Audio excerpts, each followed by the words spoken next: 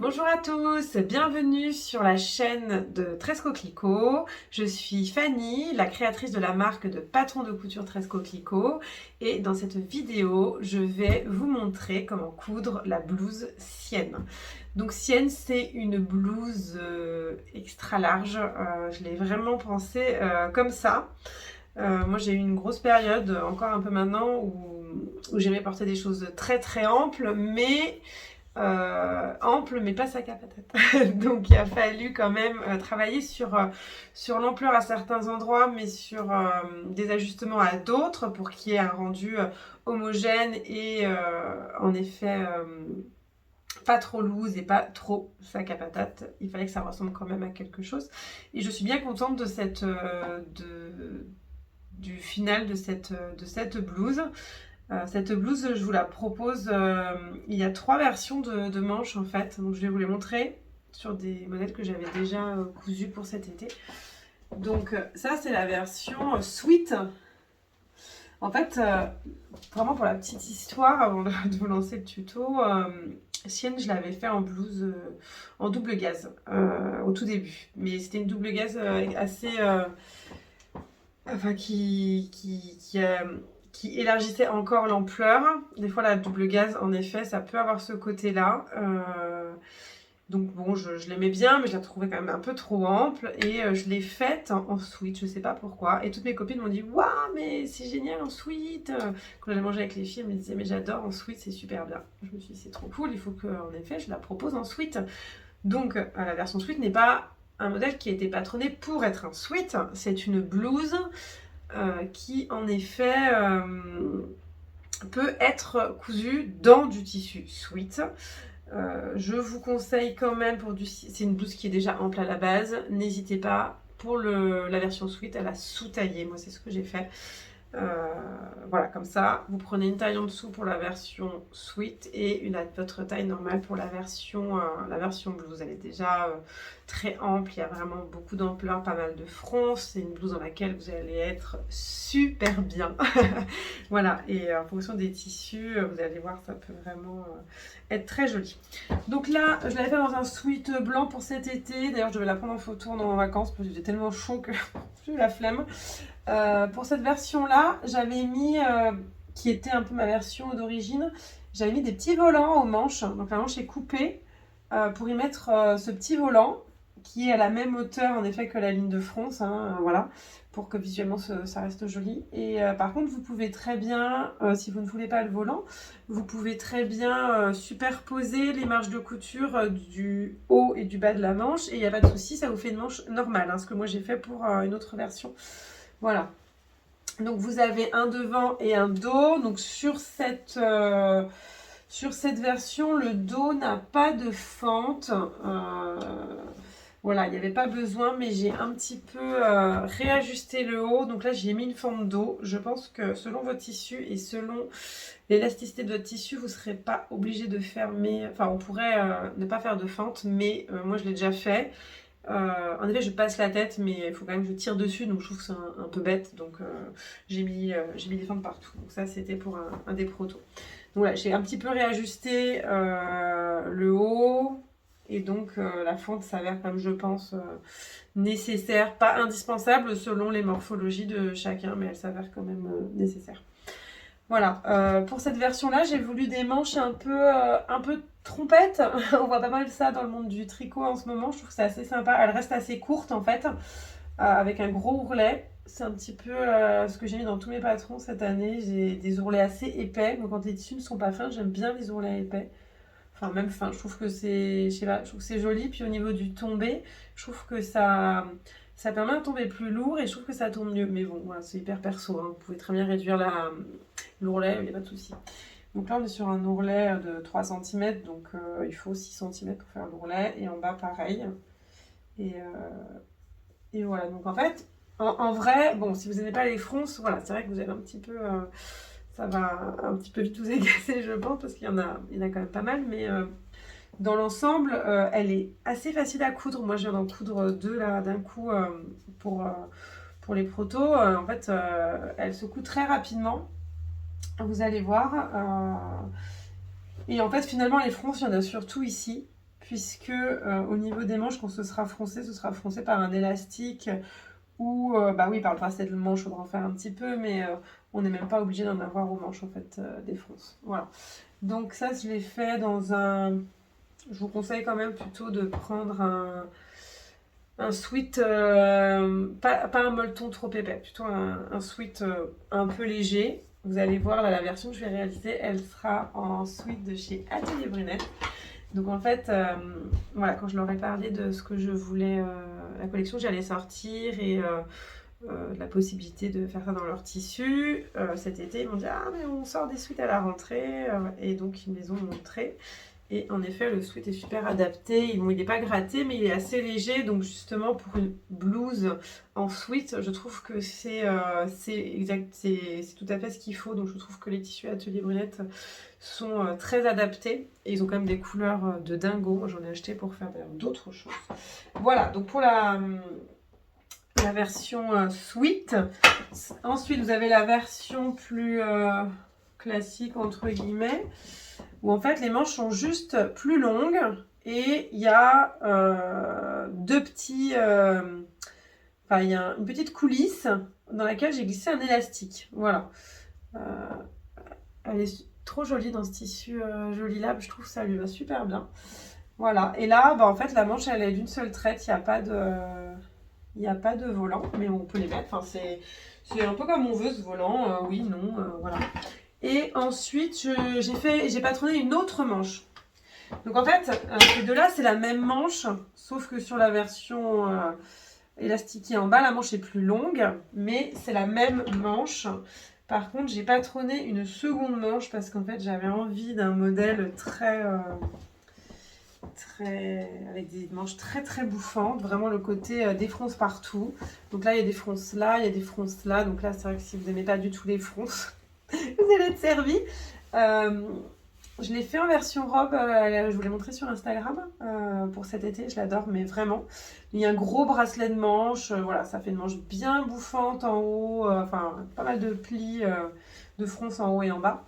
Et j'aime beaucoup aussi, je l'ai fait sur une version robe, attendez, je vais vous la chercher. Me revoilà, donc je l'ai fait aussi sur une version robe en chambray lin, chambray bio de chez Baticou, mais en fait j'en avais pas assez de tissu, puis j'attends qu'ils fassent leur réassort, ils vont en recevoir, mais ils l'ont toujours pas reçu. Et en fait j'aimais bien l'idée de ne pas mettre le bracelet de manche, c'est la même manche mais sans le bracelet de manche froncé en fait. Et en fait j'aime beaucoup, je trouve que c'est super joli. Donc là il y a une des versions où je la ferai sans le bracelet de manche, parce que je l'ai déjà faite cet été avec le bracelet de manche. Ça vous permet de voir, en fait il y a plusieurs options et j'essaye d'en faire quand même un maximum, même si je ne peux pas tout coudre, pour vous montrer un petit peu comment ça rend et que ça vous donne une idée. Donc là pour la vidéo, je vais vous montrer les étapes réalisées avec le sweat Atelier Brunette dans le coloris Dahlia. Mais je vous montrerai la spécificité des manches, de la manche resserrée en bas avec l'élastique, juste pour vous montrer un petit peu la finition. Et je vous montrerai aussi le montage de la manche, qui reste finalement assez classique, c'est juste la manche a une forme un peu différente. La manche toute froncée, en fait, elle est comme ça. Ça, c'est la manche. Ça peut paraître bizarre au départ, mais c'est bel et bien une manche avec beaucoup d'ampleur. Et je vous montrerai aussi directement, voilà, pas le corps parce que je ne vais pas le montrer 3 fois de suite, mais je vous montrerai le pas à pas pour chacune des manches. Donc maintenant, on va commencer avec le pas à pas de la version sweat. Bon, je ne sais pas si vous entendez, mais en fait, je suis complètement enrhumée. Et dans mon organisation, bah, je ne peux pas repousser la vidéo. Donc je m'excuse si je me mouche, si je tousse, si j'éternue. J'espère que ça va aller. Et surtout que je parle pas mal du nez, mais bon, tant pis, c'est pas grave. Voilà, donc on va commencer avec ce superbe sweat Atelier Brunette. On va monter le corps et puis ensuite les manches. Et donc je vous montre tout ça tout de suite. Je vais vous montrer déjà ce qu'on va pouvoir assembler dès le départ. Je pense que c'est un patron qui est assez simple. On va partir déjà sur le buste et en effet sur les manches comme je vous ai dit. Donc vous allez déjà prendre chacun de vos pièces buste. Hop. Et vous allez les épingler au niveau des épaules. Donc vous avez le dos où il y a la fente et vous avez le devant qui est plus creusé, donc vous ne devriez pas vous tromper. Et ça, vous le faites 2 fois. Moi, j'ai tout coupé dans le même tissu. Je trouve que c'est plus joli d'avoir la doublure dans le même tissu. Après, si vous avez un tissu à fleurs puis vous avez une popeline blanche, enfin, vous voyez, il faut que ça reste cohérent, mais tout est possible hein, quand même. Donc là, vous le faites 2 fois. Et ensuite, on va s'occuper des basques froncées. Donc, désolé pour la luminosité, c'est vraiment pas terrible aujourd'hui. J'ai bien mis l'écran aussi au niveau du bas pour ne pas vous tromper parce qu'en fait, c'est pas tout à fait la même largeur entre le devant et le dos. C'est léger, mais c'est pas la même largeur. Donc je préfère, voilà, il y a vraiment un dos et un devant à la basque. Et donc là, on va froncer. Je vais vous montrer comment je fais. On va froncer tout la ligne du haut. Pas l'entournure, mais toute la ligne du haut. Moi, je fais 2 fils de fronce. Une à 0,5, une à 1,5. Comme ça, après, quand je pique, quand j'assemble et que je pique, je couds à 1 et ça me permet d'ôter très facilement mes fils de fronce et que ce soit quand même relativement bien homogène. Les novices en couture, je vous montre de plus près. Voilà, j'ai mis endroit contre endroit le devant et le dos et j'ai mis 3 épingles, j'ai épinglé 3, c'est largement suffisant. Et puis maintenant, on va venir piquer tout le long des 2 épaules à 1 cm. Donc avant de coudre, je vais vous parler du choix des aiguilles. Donc là, avec le sweat, l'idéal, ce serait quand même de prendre une aiguille jersey. Je fais pas de point spécial à la machine. On dit qu'on peut faire un point élastique, mais là, comme c'est vraiment... c'est pas un vrai sweat, c'est vraiment une blouse cousue dans un sweat. Je pense que ce n'est vraiment pas utile. Par contre, je prends toujours quand même une aiguille jersey. Moi, je prends souvent la marque Boa, mais vous avez Schmetz aussi qui est très très bien. Voilà, mais bon, ce sont mes préférés, elles sont fabriquées en France. Voilà. Ensuite, il est important d'associer alors je vais vous en parler en général, puisque là je fais sweat, mais il y aura aussi une viscose très fine, Atelier Brunette, et un lin viscose qui est un tissu un peu moins fin, donc je vais devoir changer d'aiguille à chaque fois, donc une aiguille jersey. Pour le lin viscose qui est de poids moyen, je vais prendre peut-être 80, 70 en taille d'aiguille, et si pour la viscose fine, je prendrais une aiguille Microtex, une aiguille 60 ou 70 max, parce que le tissu est assez fin. En fait, plus votre tissu est fin, plus vous allez devoir prendre une aiguille fine. Donc, en général, les plus fines, c'est Microtex ou taille 60. Après, pour un tissu épaisseur moyenne, vous êtes plutôt sur 80. Et puis, quand vous passez sur des choses type jean, 90, 100, enfin, ou gabardine très épaisse, des choses comme ça. Enfin, voilà. Vous avez des aiguilles spécialement pour le jean ou pour le cuir. Voilà. Donc, surtout, ne restez pas avec votre aiguille tout le temps pour chaque projet. Évidemment, sinon vous allez avoir des choses pas forcément très jolies au niveau de vos coutures et ce ne sera pas la faute de la machine. L'aiguille, c'est hyper importante. Pareil, si vous voyez que des fois ça bug au niveau de votre couture, peut-être que votre aiguille est ce qu'on dit émoussée, c'est-à-dire peut-être qu'elle est abîmée et qu'en fait il faut la jeter et la changer tout simplement. Donc si jamais vous avez des fois des coutures qui sont pas jolies, posez-vous la question du fil et de l'aiguille. Et moi, au niveau du fil, je prends que du Gutermann. Il y a aussi Mettler, mais j'ai eu plus de soucis sur Mettler. Je trouve qu'il a tendance à se dédoubler et clairement, je le trouve, moi, je le trouve de moins bonne qualité, mais c'est très personnel, que le Gutermann. Donc, je ne prends que du Gutermann. Je le prends chez Mondial Tissu. Je crois que j'ai déjà pris le fil Mondial Tissu de temps en temps dès qu'ils avaient une couleur qui me plaisait, il me semble. Je crois qu'il était tout à fait correct. Voilà, mais c'est vrai que je prends souvent du Gutermann. Donc si jamais vous avez un souci sur que la machine vous fait des trucs bizarres, des coutures pas très jolies, avant de vous dire ah la machine bug, pensez peut-être à changer l'aiguille, peut-être à voir est-ce que vous avez la bonne aiguille, la bonne taille d'aiguille, et aussi pensez au fil. Donc voilà, donc là ça peut être du sweat, je ne le fais pas à la surjeteuse. Je couds toujours mes sweats à la machine. Moi, avec ma PFAF double entraînement, je trouve que c'est mieux que la surjeteuse en fait. Donc, je le passe à la surjeteuse, à la machine sans souci. Mais même avant, hein, j'avais une Genome Green premier prix. Je crois que j'ai toujours passé mes sweats à la machine à coudre classique. Mais en effet, je vous dis, il faut prendre la bonne aiguille par contre, parce que sinon, je trouve qu'on voit bien la différence. Donc maintenant, je vais coudre à 1 cm, comme je vous ai dit, les deux du haut, et je vais faire les fronces. Je vous montre donc comment je fais mes fronces. Ça va rebiquer un tout petit peu parce que c'est le haut du sweat. En fait, moi, je mets un fil blanc, enfin contrasté en tout cas, pour mon fil de canette, parce que c'est les fils qui sont sur l'envers et c'est ceux sur lesquels on va devoir tirer. De l'autre côté, j'ai bien mis le bon fil et ça me permettra de les enlever facilement après aussi parce qu'on va bien les reconnaître. Voilà, donc j'ai fait, comme je vous ai dit, à 0,5 du bord et à 1,5 cm et après on piquera vraiment au milieu.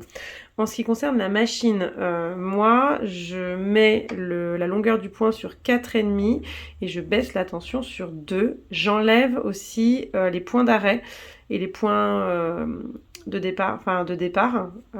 Faut vraiment que ça laisse, voilà, il n'y a pas de point d'arrêt, pas de point de départ. Il faut qu'on puisse tirer s'il y a un point d'arrêt ou un point de départ. On ne pourra pas tirer sur le fil de canette. Voilà. Donc ensuite, je tire sur mes deux fils blancs et je fronce toute la largeur de ma basque. Voilà. Et après, ce sera plus facile d'ôter les fils. Comme ils seront facilement repérables. Alors, étape suivante, je ne vous la montrerai pas à chaque fois, mais sachez après chaque couture, il vous faudra repasser. C'est indispensable si vous voulez avoir des jolies coutures. Donc, vous allez ouvrir les coutures au fer. Donc là, j'ai ma couture. Tac. J'ouvre comme ça.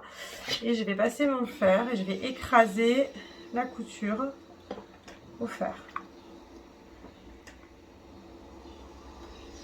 Et ça, c'est quand même indispensable. Là, avec les fronces, je vais le faire aussi.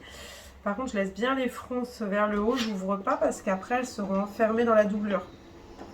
Voilà, mais je passe quand même un coup pour que ce soit bien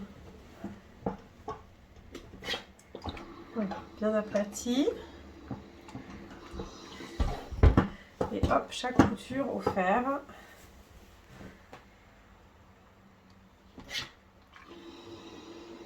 Pareil sur la doublure.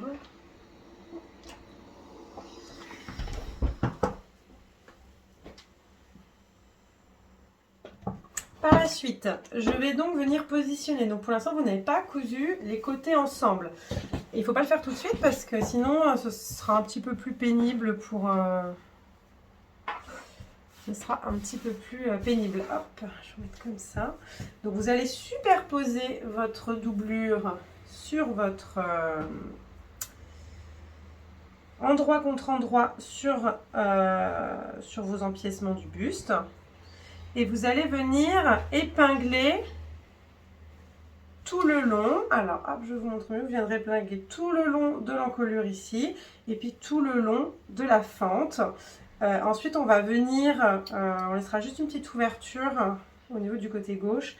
Et je vous montrerai comment glisser le petit élastique qui vous permettra d'être le lien qui retiendra le bouton quand on fermera par la suite.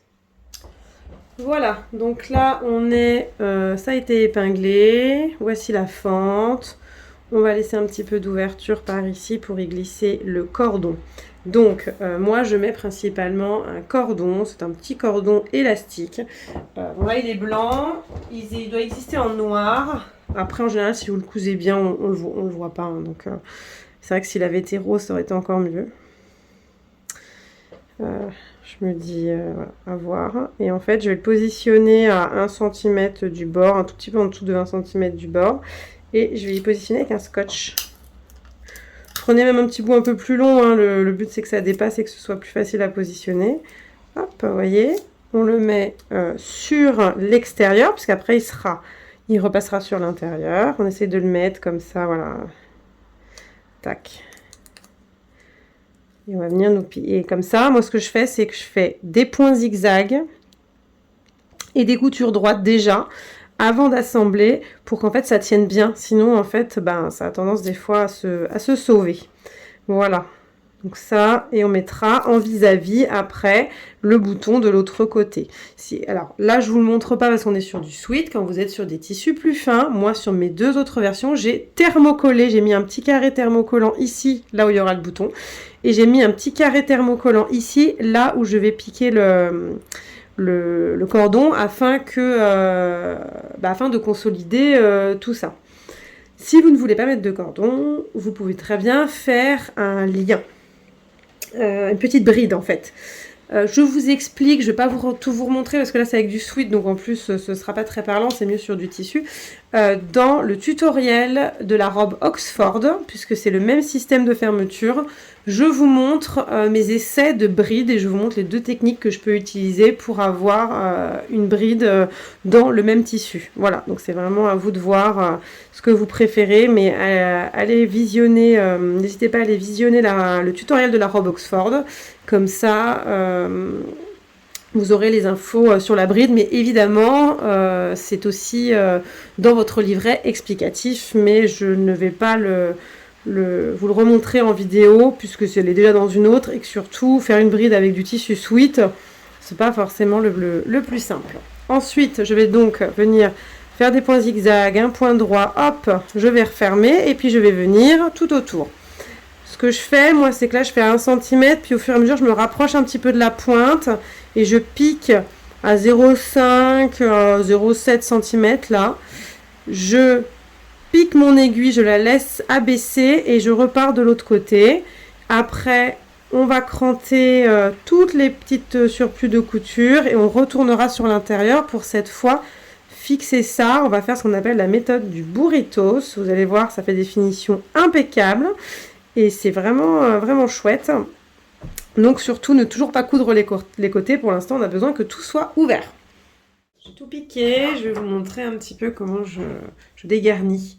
Donc vous voyez là, vous avez la couture, et ben moi je coupe direct les bouts. Comme ça quand on retournera, ça évitera les surépaisseurs en fait. Voilà. En général, je passe un petit coup de... Comme ça, je crante un petit peu au ciseau au niveau de l'encolure pour que ça se mette bien. Et ce que je fais d'autre aussi, c'est que je coupe l'angle. Voilà, sur le côté, hop, on coupe un peu pour que ça fasse un petit jeu, une belle pointe. Voilà. Maintenant, je vais vous montrer donc la technique du burritos. J'espère que je vais bien réussir à vous montrer ça. C'est pas forcément évident à tourner. Déjà, ce que vous faites, c'est que vous passez la doublure sur l'intérieur. Vous retournez. Tac. Donc là, moi, j'ai gardé le devant. Voilà. Le devant est là. En fait, l'idée, c'est que ce bord se retrouve pris comme ça, mais que la couture soit à l'intérieur. Donc, voilà. On voit bien. Je suis dans le cadre. Je vérifie. Donc moi, regardez, je mets endroit contre endroit la doublure. Donc je suis obligée de la tourner sur la marge de couture. Je vais mettre une épingle.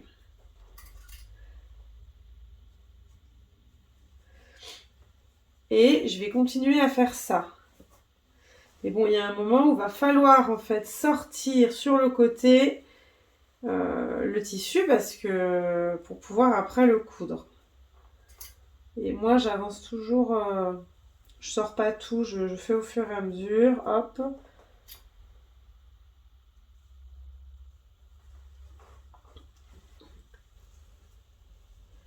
Voilà. Il faut faire sortir par le côté. Voilà, mais évidemment, vous allez avoir un surplus du tissu sur l'intérieur, là. Je vais essayer de vous remontrer. Voilà, là on a là c'est la doublure, là c'est le devant, là c'est l'intérieur. Donc dès que je vais retourner, et ben, tout sera pris avec la même couture. Mais là, il va falloir tout épingler en essayant par un des côtés, parce que vous ne pourrez pas faire autrement. Voilà, regardez, je sors du tissu pour pouvoir bien épingler endroit contre endroit. On va essayer qu'il n'y ait pas trop de plis ou de choses comme ça. Voilà.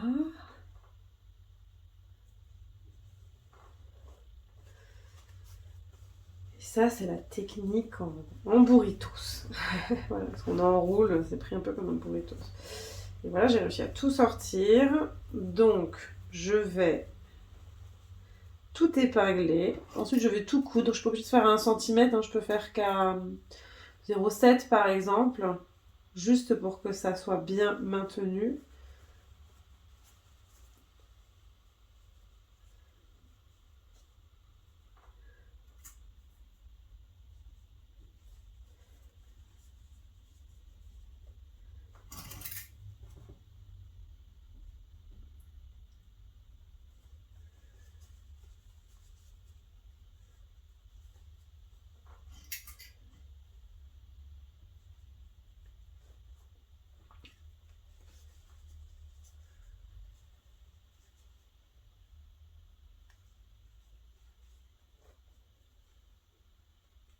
Voilà, on essaie de bien répartir. Après, ça fait la même taille, hein, donc hop, il n'y a pas de raison.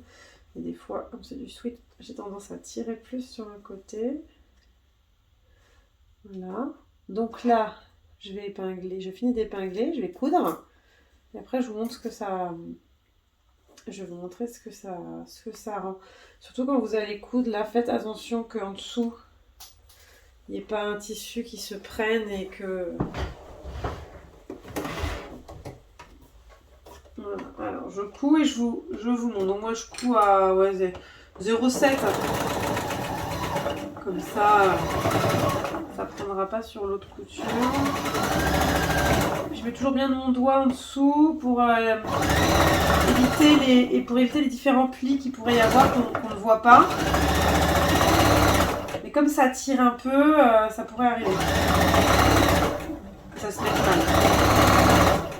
Voilà, si on tire, voilà, ça pourrait arriver que ça se mette mal, mais voilà. Donc moi je vérifie qu'il n'y ait pas de plis.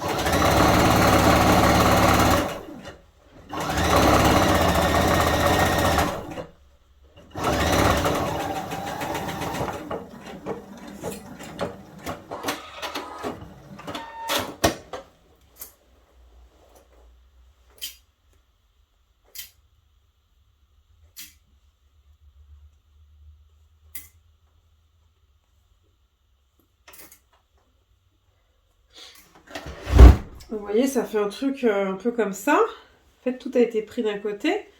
Donc là, hop, je fais tout ressortir sur le côté. Et on se retrouve avec donc le devant, mais aussi le dos, où en fait, le tissu au dos, il a une superbe finition parce que la couture, voilà, il a été cousu avec. Voilà, il faudra faire pareil sur l'envers. Sur l'envers, c'est un tout petit peu plus difficile, mais c'est faisable, je l'ai déjà fait, puisqu'il y a la fente, donc il y a moins de passage. Au milieu, il y a un espace beaucoup plus étroit pour tirer votre tissu, mais soit vous le faites en 2 fois. Une fois, vous tirez sur un côté et après, hop, vous retirez de l'autre. Soit, non, soit ça passe en une seule fois. Je pense que une des 2 solutions ira bien. Mais vous voyez, c'est quand même... Enfin, c'est joli, quoi. Et encore, ouais, j'ai fait même plus d'un centimètre, on aurait encore moins vu là. Mais ça fait une finition hyper nette et hyper jolie à l'intérieur, sans couture visible. Donc je vous fais un petit point avant de faire les manches. J'ai donc cousu les côtés, ouvert les coutures au fer et j'en ai profité pour faire mon ourlet, tout simplement parce que moi je sais qu'il est à ma taille, mais souvent l'ourlet on le fait en dernier. Ce que je voulais vous montrer, c'est que c'est quand même du jersey, donc c'est quand même extensible. Pour avoir un bel ourlet qui ne gondole pas, moi, alors j'aurais pu baisser aussi la tension, je ne l'ai pas fait, j'ai un peu zappé, mais j'ai allongé le point à 4. Voilà, et en fait, je trouve que ça permet... on voit les petits trous des aiguilles, mais ça partira. Voilà, je trouve que ça permet de ne pas gondoler parce que c'est quand même un tissu qui a de l'élasticité, ce n'est pas un chaîne et trame, donc ça risque de gondoler si vous restez sur vos réglages de d'habitude. Donc n'hésitez pas à baisser la tension et à augmenter la longueur du point. Pas autant que pour les fronces évidemment, mais faites un petit peu des tests pour être sûr que ça tombe bien, que ce soit joli et que ça ne gondole pas. Par la suite, vous allez prendre votre manche, le bas de la manche et le haut de la manche. Attention à faire bien coïncider, que ça aille bien du même côté. Là, il y a les deux crans, un cran, un cran. Voilà, vous allez aussi prendre le volant. Je vais vous montrer. Le volant, vous allez le positionner envers contre endroit.